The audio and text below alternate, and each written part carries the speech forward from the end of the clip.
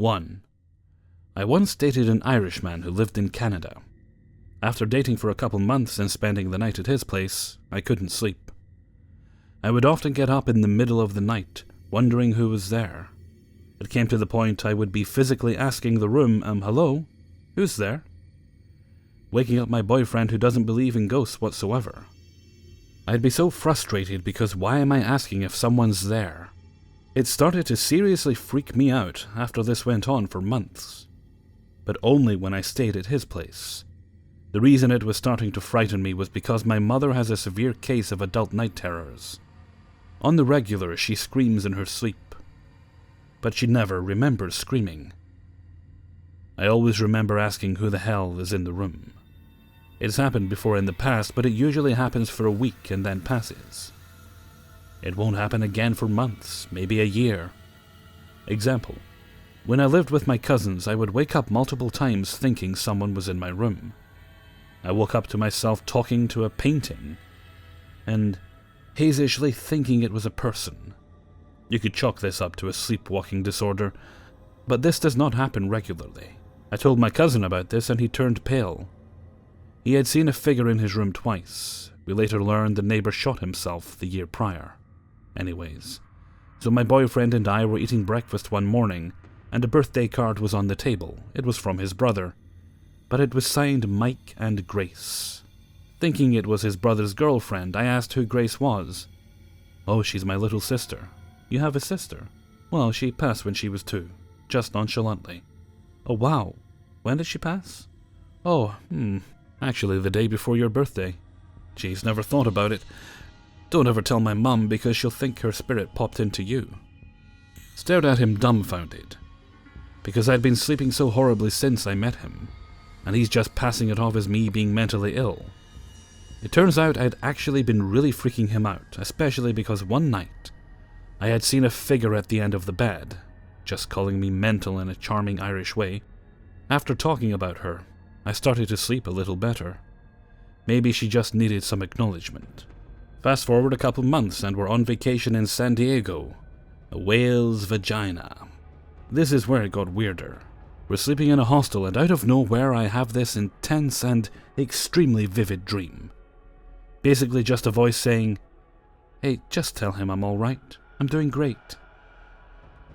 So powerful, I wake up and try to shake him awake. He's a heavy sleeper, so no luck.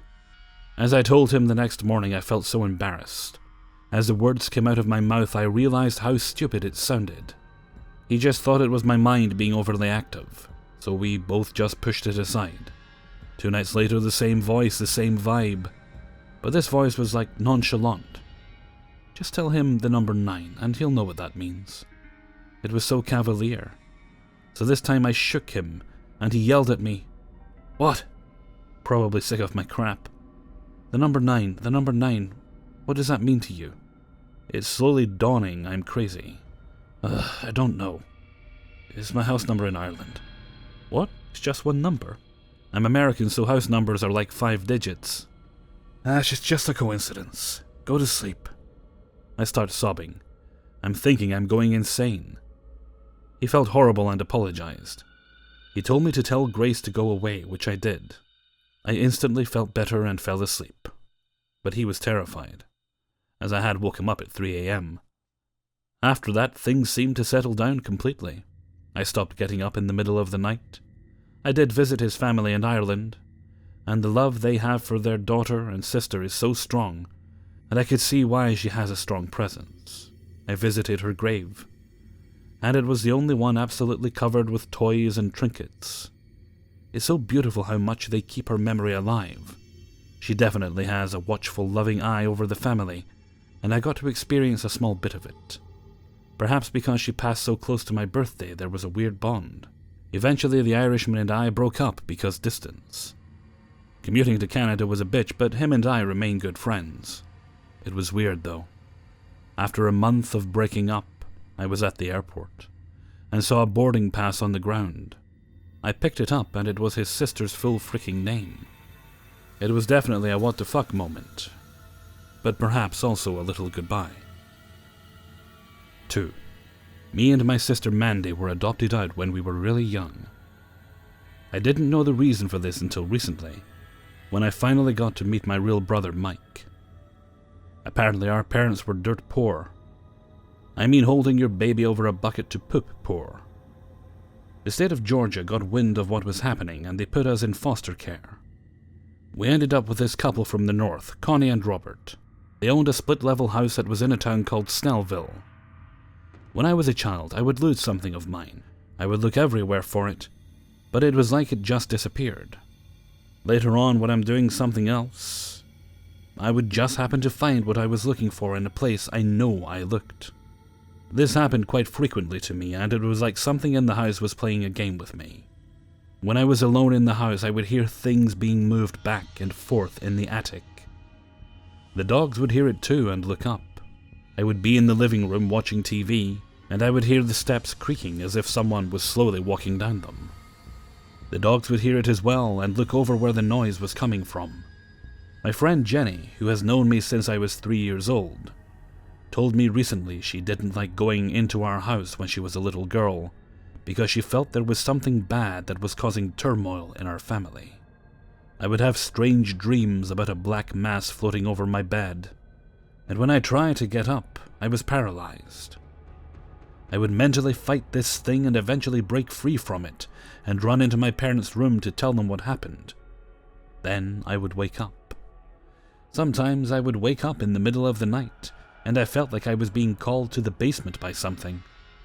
This started happening when I was 4 or 5 years old. Not sure if this is related or not, but I was very sick around this time for some reason. I would scoot a chair to my bedroom door, which was split in two, and climb over it. Then I would go downstairs and look around. Sometimes I saw shadows moving in the living room. I would go down to the basement and look around for a few minutes. I never found anything, and I would turn to go back upstairs. Suddenly I would be filled with dread, as if something negative wanted me out of the basement, and I would run up the stairs frightened, slamming the door and locking it behind me. One night my sister had some kind of mental breakdown, and I remember her screaming in her room. They took her to see a doctor the next day, and she claimed a giant soap bubble came out of the kitchen sink and floated into her room and engulfed her. My mom caught me in the kitchen around 2 or 3 a.m. one time, mixing Pepsi with poison, and I was about to drink it. To this day, I have no idea what the fuck I was thinking. I asked my parents one time during dinner if the house had been previously lived in, and they told me they bought it brand new. A few weeks before my 8th birthday, I was born in December, I woke up around 3 in the morning. I rolled over in bed and saw a black figure sitting on my desk, which sat on the other side of the room. There was a bathroom between my room and the next one, which belonged to my sister, and I had the desk up against it to keep my sister out. I was wide awake, and I knew it as I pinched my arm to make sure I was awake. It had red or orange eyes that glowed.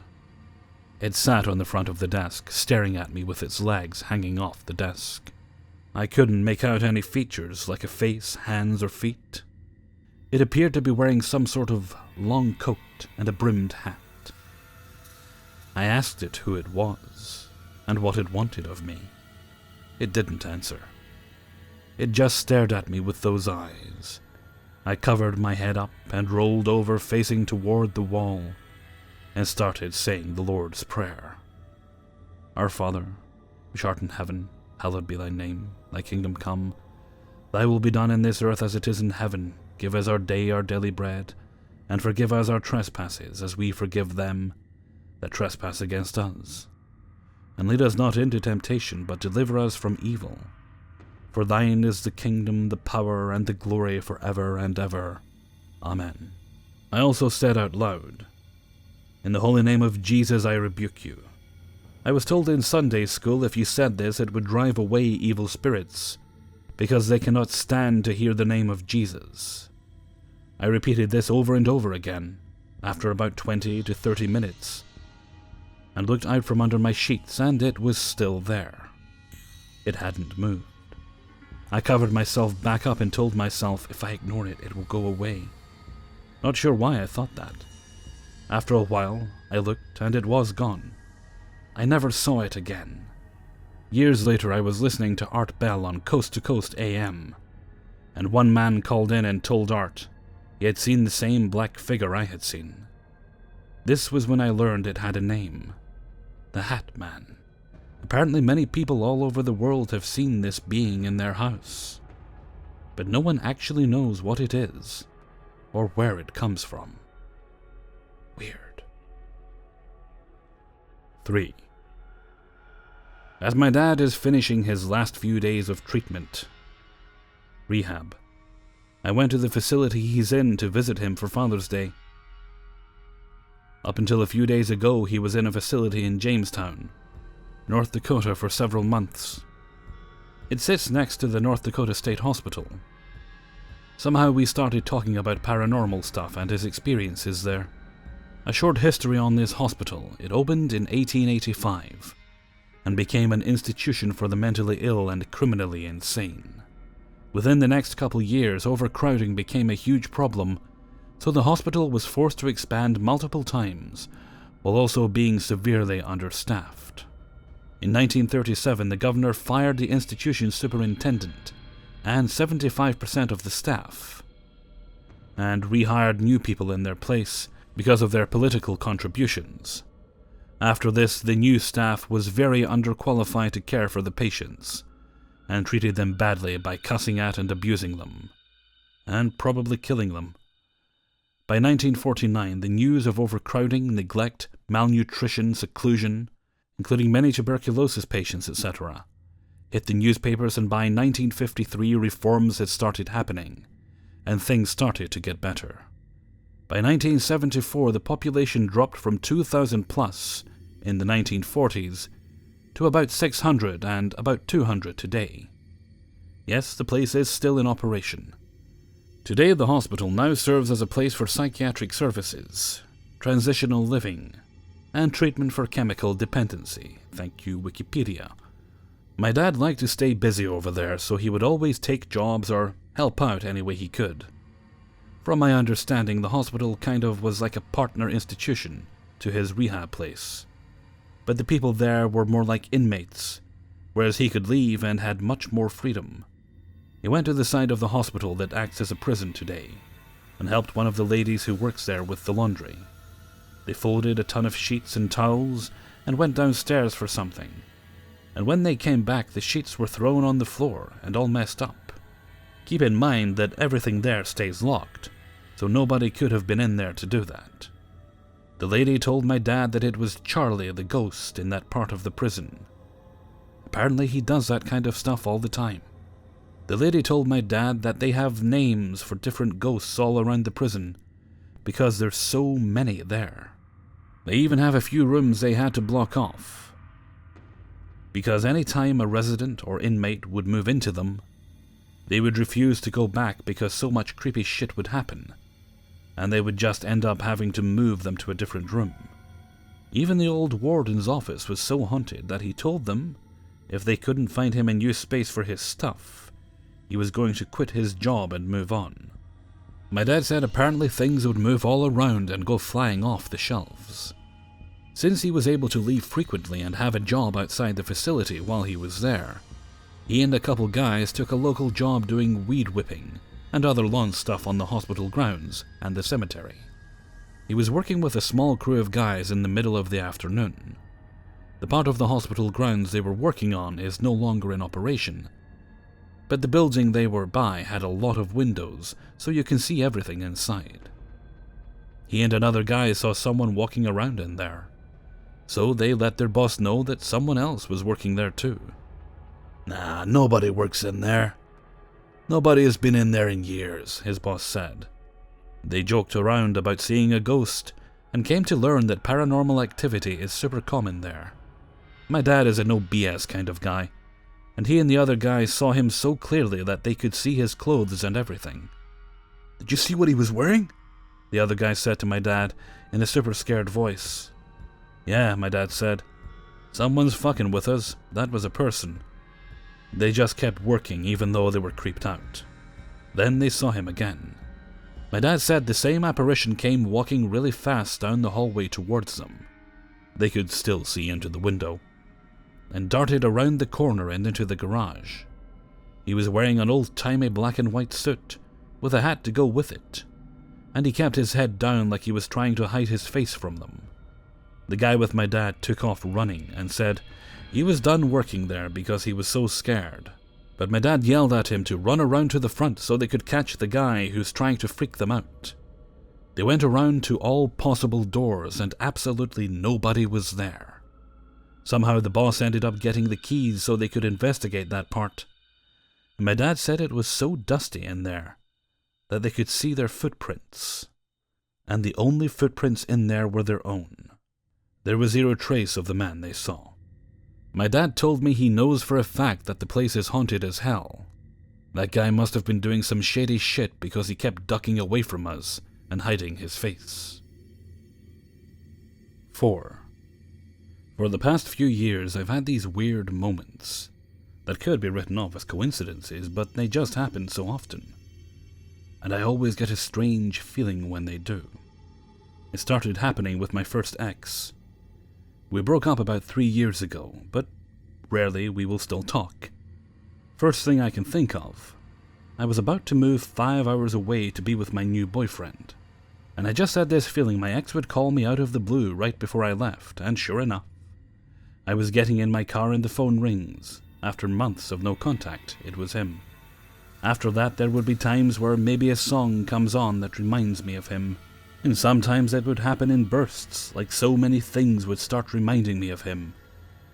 Then I would just have this sense, I guess, that something would happen between us.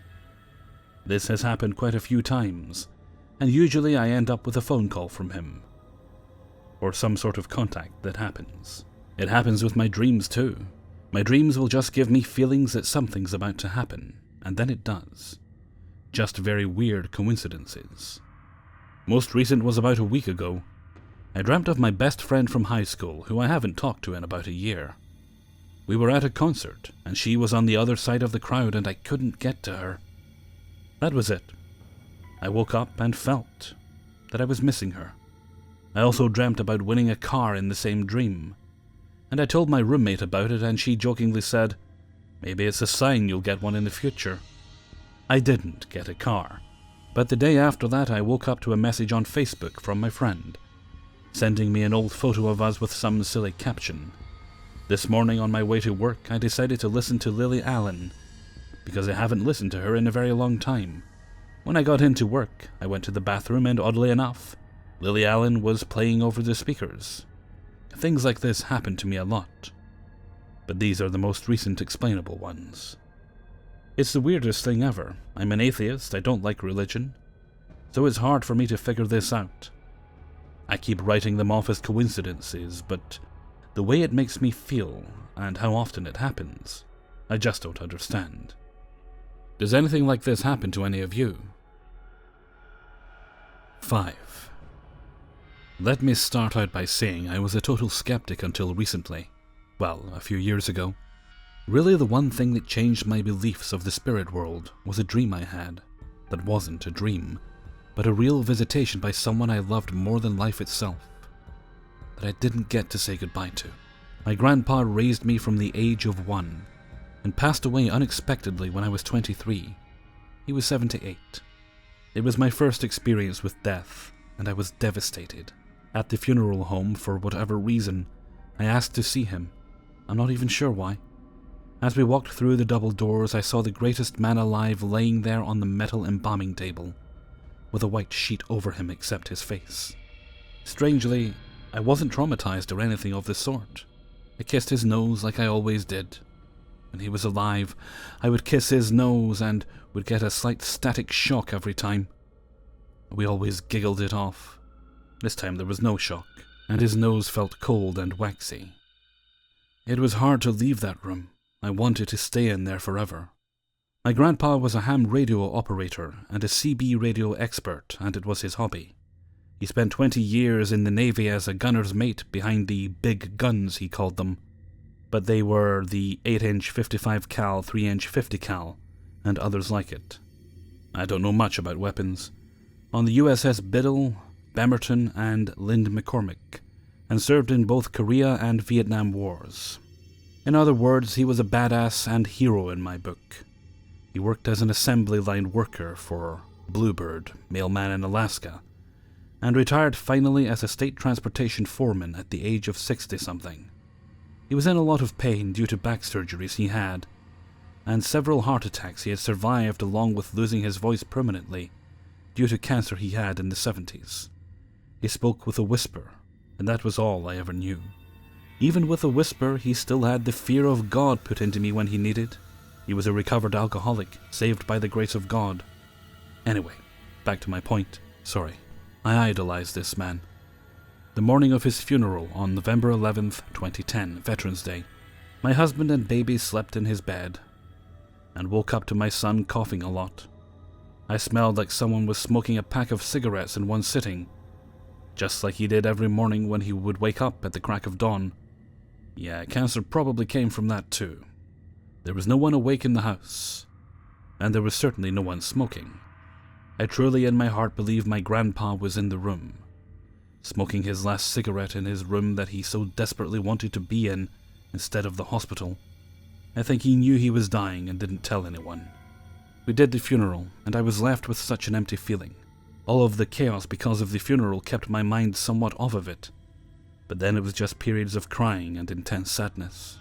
I just wanted to tell him goodbye. That night was the night that changed my life forever. In this dream, I was walking through the same double doors that I walked through at the funeral home, and he was laying on that same table. There were maybe 5 or so tall, humanoid-shaped lights standing around him. Beautiful, glowing, yellowish lights. It was so peaceful, and everything was glowing this light. They seemed to be waiting on him or something. I don't know who escorted me into the room, but I walked up to him, and he turned his head and looked at me and smiled. It was him, but a healthy him. He looked at me and said, "It's okay. I'm tired and I'm ready to go home. I love you, baby."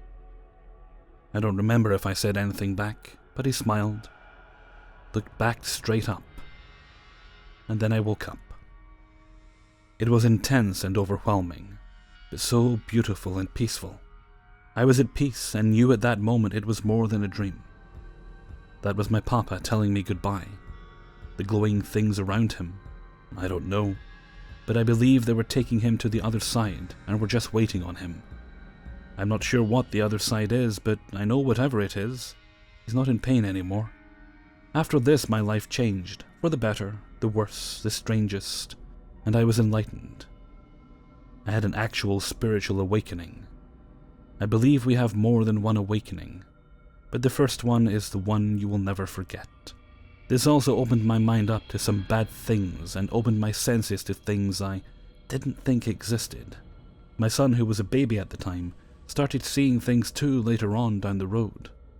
4 years later, I lost my grandma to a stroke, and was there to hold her hand as she crossed over, and it was a beautiful thing to experience. I know, that's strange. And a close friend to suicide, both within a week. It was hard, to say the least. We stayed at the house I grew up in, grandparents' place, for a year after. My son was 4 at the time, was outside in the backyard, and out of nowhere said he wanted to go inside because of the blue man. I saw no blue man, but went inside anyway. My son described this man in detail, a floating blue skeleton face with its mouth open. He said it wanted to get inside. My life started to get stranger and stranger after this. To rewind a few years, my husband had someone do a Ouija board in his basement, unbeknownst to him, when he first joined the Air Force, circa 2001. He said the house was haunted and they tried to cleanse it. He said him and his ex-wife heard running up and down the stairs in the basement all night long and would find photos of his ex broken. They finally got so afraid they left. They eventually divorced and he moved to England, then here, where he met me in 2008. I moved in with him not long after we met, and after dating a few years, we married in July 2010. We lived in a split-level home built in the 60s. I always felt uneasy there and felt like I was always being watched. I would sit in the computer room downstairs and he would leave for work. Soon after he would leave, I would hear what sounded like his boots walking up the wooden stairs. And those combat boots made a loud, distinct sound on the wood. I would run up to ask what he forgot, only to see he was actually gone. This happened several times, but I thought I was hearing things. Our marriage started to fall apart. We were at the brink of divorce, and both just so depressed we couldn't function. Fast forward a few years of a miserable marriage, and we are at the point of my grandpa's death. And in a way it saved our marriage. Fast forward through the death of grandma and stuff. 2016. My husband and I decided to take a trip to Florida, where he is from. We always go through Columbus, Georgia, and down the long highway through Dothan, Alabama. If you've ever taken that road, you know it's desolate and dark at night. We saw a sign for a tarot and palm reading in the middle of nowhere, Alabama at around 10 p.m. We decided to stop. It was a double wide, and inside were statues of Mary and Jesus everywhere, along with anything else you would see in a devout Catholic Hispanic lady's home. Her family was really kind. My husband went first, then me after him. She knew things about me that she couldn't have found online, and she did in fact accurately predict the future. She wasn't vague, she was very specific. Looking back, I wish I would have asked more questions. I asked my husband if he gave her any info at all about me, and he didn't. She knew my grandma raised me. She knew my husband and I would go through specific events that did in fact happen. She said that it will be hard for us, but she didn't see us divorcing. But we needed to communicate better. She said she only saw darkness surrounding my husband. She gave advice, but I don't remember what. She was somewhat in a rush to get us out. Since then, my husband has had this depression take over. It's been hard to watch him fall apart. I'll get back to that. That night we arrived at his dad's. We got into the bed and I experienced something so terrifying that I couldn't breathe or move or make a sound. I saw a witch-like figure over me, but it was more visualized in my head, if that's making any sense. It looked like the thing from the movie Mama. I have not experienced something so scary to this day. I later learned it was called sleep paralysis and is quite common. And so was the thing over me. My friend told me years prior that this happened to her at the place we lived in, where I heard the boots. But I never thought much of it. Figured she was having a bad dream. Soon after the experience, first and only time, my health started to decline. I would say it started about 2 months later. All of a sudden, it started as a bad ear infection. So bad it was swollen shut and bleeding, both of them. After that was gone, my molar developed an infection and spread to my jaw in tonsils. It looked like I had a baseball in my face. It was terrible. That was taken care of, but meanwhile I lost a lot of weight, and lost it fast.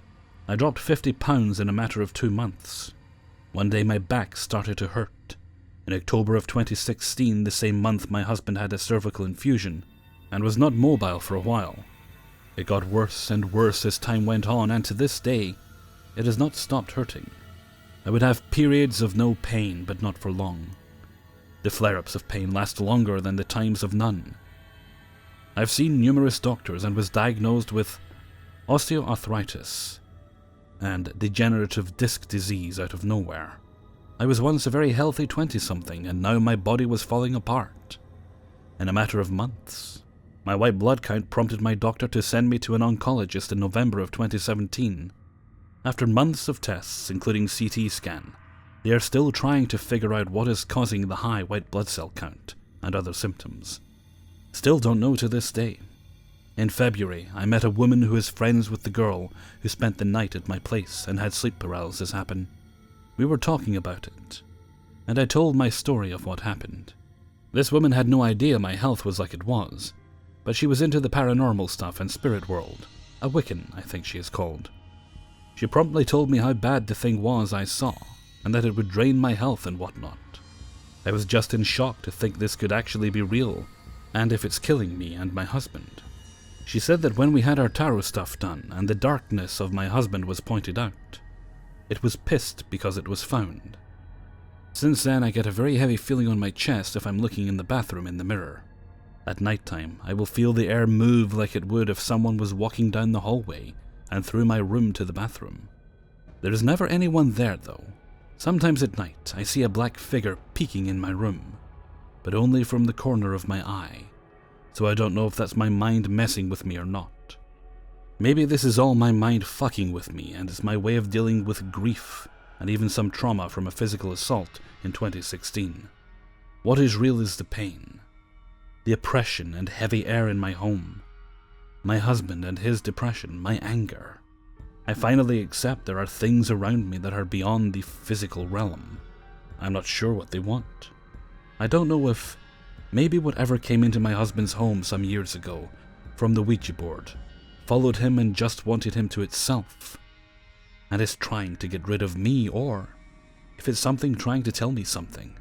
I know after acknowledging it, life isn't as bad to handle, and my husband and I have come together to combat whatever it is, if it is even there. I don't think we are batshit, but the possibility does exist. Maybe I have Lyme disease and it's starting to affect me in so many terrible ways. I've yet to find a doctor willing to test me. When I asked my son, who is now 8, about the blue man the other day, he described it in detail the same way he did as a 4-year-old. He doesn't like to talk about it, and seems truly afraid when it's mentioned. There has been more than just the spirit world opened. I've started to feel more. I can see the emotions of others and tell so much about them from the moment I meet them. I can always feel the intent if it's good or bad. I prefer to be alone except with my family. I don't like to hang out with people. I don't watch TV. I have the sharpest, clearest hearing now. I believe our souls ascend to the next physical realm after this one. And of course I can't prove it, so there is that uncertainty. There is a golden rule in each religion. No matter what the faith, be good to your fellow man and treat them as you would want to be. Be a good person. I believe there is one God. All of the monotheistic religions believe in the same God, in my opinion. They just have different ways of doing so. He is everything, but nothing that can be explained. We spend our lives trying to figure out our purpose on earth. We rely on religion because we are afraid and it's something to give us hope of the unknown. I'm not the same person. I'm better than I was, but I have so far to go. Beyond this change, I've started to experience synchronization. I've had experiences with things I can't explain, and I'm still dumbfounded over. I've been searching for an answer to my question. What is out there beyond this? Beyond the physical realm? I'm waiting for the climax of life to happen. It dawned on me that the climax is death, and death is the one thing in life I can't stop, and I can't control. I think that's why I've always feared it so. I think my fear is dying alone without being able to say goodbye, but my papa changed that for me. Of course I still fear it, but I think it's not so much fear as it is anxiety. I don't like not knowing what's next. The unknown scares us, and the encounters I've had solidify that there is life beyond this. But is it scary? Or is it our souls ascending to the next physical realm? I certainly hope so. I'll leave you with a quote I read on the cemetery gate in downtown West Palm Beach, Florida. It says, "That which is as universal as death must be a blessing." Hey everybody, Hellfreezer here, and thank you very much for listening to 5 True Paranormal Stories, episode 91. And thank you very much to everybody who allowed me to use their stories in this video. Okay, I'm gonna just give weekly reminders now, as we're heading on up to episode 100, a couple months away. But if you have any questions for the Q&A, then please do just pop them in the description below. If you want to email them to me, you can do that too. You could send them through Twitter. I will cap them as they come in. Save myself a bit of time. I left it to the last moment last time. And I got a telling off for missing one. So if you just pop them in below or wherever you want to, and I'll gather them together, and I'll have them ready for episode 100, which I'm not sure exactly when it is. I'll do one paranormal video a week. It'll probably be, I want to say September, but don't quote me on that. I'll figure out the exact date later. Okay, and with that, I'm going to head off for now, because I need to put the fan on because I'm very warm. So until next time, thank you very much for listening, and take very good care of yourself.